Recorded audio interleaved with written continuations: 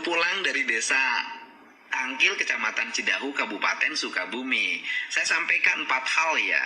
Yang pertama, peristiwa perusakan yang dilakukan oleh warga terhadap rumah Ibu Nina yang dihuni oleh Pak Yongki dan keluarga sebanyak 9 orang dan sudah berpenduduk sebagai warga desa Tangkil merupakan peristiwa pidana yang harus disikapi secara hukum.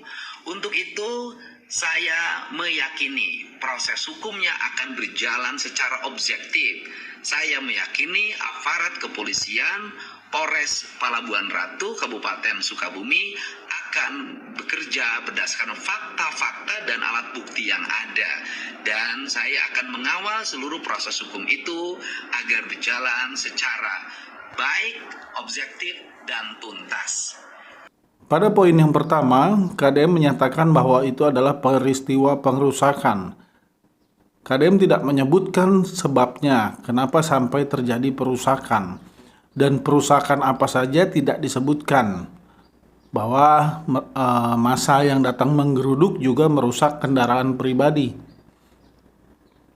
Lalu KDM menyatakan mengenai sanksi hukum pidana yang akan diterima oleh pelaku pengerusakan.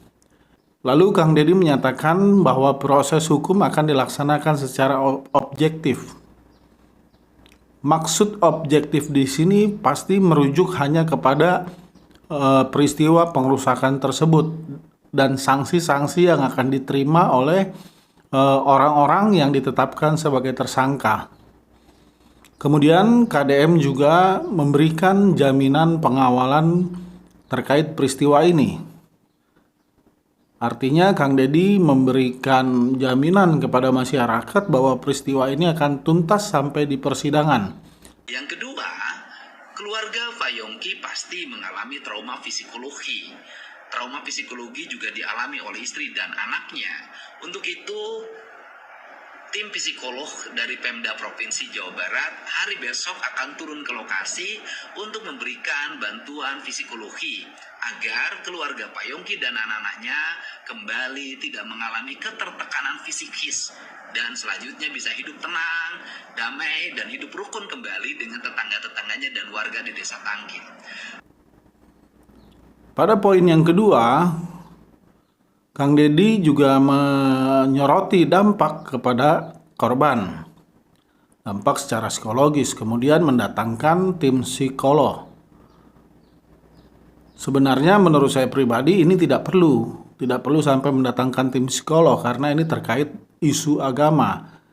Kemudian bagaimana juga ini bukan hal yang baru untuk agama-agama minoritas yang pernah mengalami sendiri hal-hal seperti ini atau melihatnya di media-media berita. Dampak psikologisnya saya rasa tidak akan terlalu bagaimana karena ini bukan hal baru.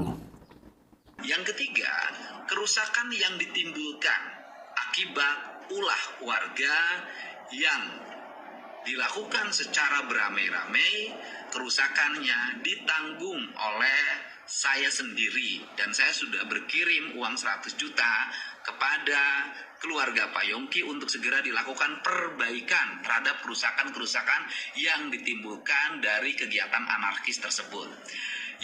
Pada poin yang ketiga, ada pernyataan dilakukan warga secara beramai-ramai. Pertanyaan saya, apakah pergerakan warga itu terjadi secara spontan?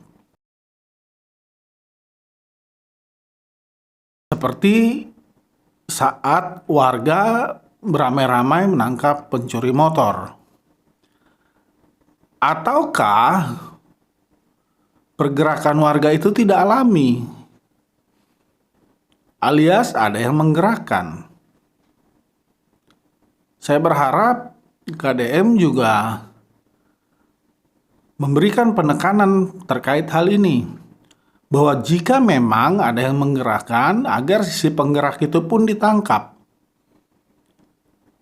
Agar peristiwa ini menjadi gambaran bahwa negara ini tegas, negara ini negara hukum yang tegas, tidak memandang siapa dan bagaimana dan apa statusnya. Lalu Kang Deddy juga mengatakan dia memberikan ganti rugi sebesar 100 juta dari kantung pribadinya.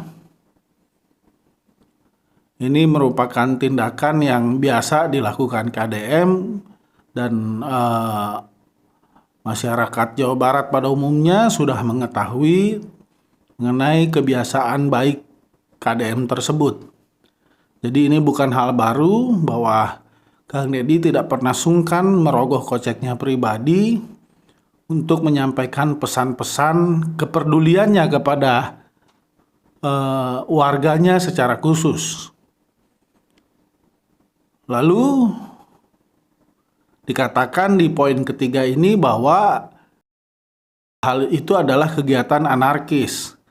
Kita bisa menginterpretasikan itu sebagai perilaku yang disebabkan oleh sentimen agama yang menyebabkan tindakan anarkis. Jadi jelas di sini ada sentimen agama. Tidak perlu ditutupi hal seperti itu. Gitu, karena yang digeruduk sedang melakukan sesuatu yang damai, tidak menyebabkan polusi suara atau kebisingan-kebisingan, dan juga tidak melakukan hal-hal yang mengganggu ketertiban sekitarnya. Jadi apapun yang mengganggu kegiatan seperti itu atau yang menyerang kegiatan seperti itu sudah pasti didasari oleh sentimen. Yang keempat, saya pastikan bahwa masyarakat di sekitar akan kembali hidup rukun dan damai, saling menghormati, saling menghargai setiap perbedaan yang menjadi keyakinannya masing-masing. Itulah pesan yang dapat saya sampaikan. Mari kita junjung tinggi toleransi, kebersamaan demi Jawa Barat istimewa dan Indonesia maju. Poin yang keempat, Kang Deddy menyatakan akan kembali hidup rukun dan damai. Pertanyaan saya, bagaimana KDM memastikan hal tersebut? Apalagi di Jawa Barat ini sudah cukup terkenal, beberapa kali terjadi hal-hal yang sama seperti di Bandung dan sebagainya. Bagaimana memastikan kerukunan dan kedamaian tersebut jika sentimen itu terus diperuncing oleh orang-orang yang tidak bertanggung jawab, oleh orang-orang yang menginginkan perpecahan terjadi, terutama antar agama ya. Isu SARA itu sangat kuat dihembuskan di Jawa Barat ini. Itu menjadi pertanyaan besar sekaligus PR, bagaimana cara KDM memastikan apa yang disebut kembali hidup rukun dan damai. Pada poin yang keempat ini, jelas apa yang terjadi di Cidahu itu adalah peristiwa intoleran. 4 poin yang disampaikan oleh Kang Deddy Mulyadi sudah jelas, dan kita sebagai warga negara, khususnya masyarakat Jawa Barat, bersyukur memiliki gubernur yang begitu cepat dalam merespon kejadian-kejadian yang terjadi di Jawa Barat ini. Dia segera meluncur, dan ini menjadi hal yang cukup baru bahwa pejabat setingkat gubernur secara cepat dan langsung menuju ke lokasi terjadinya tindakan anarkis tersebut, tindakan intoleran tersebut. Kang Deddy tidak memilih untuk melakukan konferensi pers atau bicara di kantornya, tetapi langsung meninjau lokasi, menemui langsung pemilik villa, dan ini adalah contoh pejabat yang benar-benar patut diapresiasi. Beberapa kali dalam peristiwa seperti ini pejabat memilih bungkam atau hanya sekedar konferensi pers dan menggunakan kata-kata yang aman-aman saja hanya untuk menenangkan pihak sebelah kiri dan pihak sebelah kanan. Tetapi Kang Deddy Mulyadi meskipun juga sangat berhati-hati dalam menyampaikan perkataannya, tetapi dia tidak memperdulikan bahwa apa yang dilakukannya pada saat berkunjung langsung berpotensi menggerus elektabilitasnya sendiri. Itu karena sentimen agama ini seringkali menjadi pelumas yang bagus untuk meningkatkan popularitas, elektabilitas. Itulah sebabnya ada kesan pembiaran, jadi seperti yang menjadi korban hanya dielus supaya sabar dan menerima saja, yang menjadi pelaku terkesan diabaikan begitu saja. KDM juga menyampaikan informasi tanpa membawa embel-embel apapun. Ini yang patut diacungi jempol dari gubernur yang tidak suka basa-basi, tidak membawa embel-embel, tidak memoles-moles kata-katanya, pakaiannya, gayanya, semuanya natural, tampak natural. Jadi dalam kasus ini juga kita jadi disajikan bagaimana seorang Deddy Mulyadi benar-benar bekerja sebagai gubernur bagi masyarakatnya. Inilah gubernur yang bekerja dan menampilkan pekerjaannya secara nyata di depan mata kita. Dimanapun kita berada, kita bisa melihat sebagian besar apa yang dikerjakan olehnya. Dan dalam kasus ini,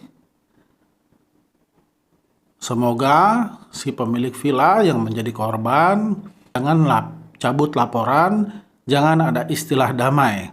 Karena ini sudah jelas tindakan kriminal, menerobos properti pribadi, merusak, dan melakukan hal-hal yang jelas melanggar hukum. Lalu untuk pelaku yang sudah ditangkap polisi, nikmatilah mata pencarian kalian.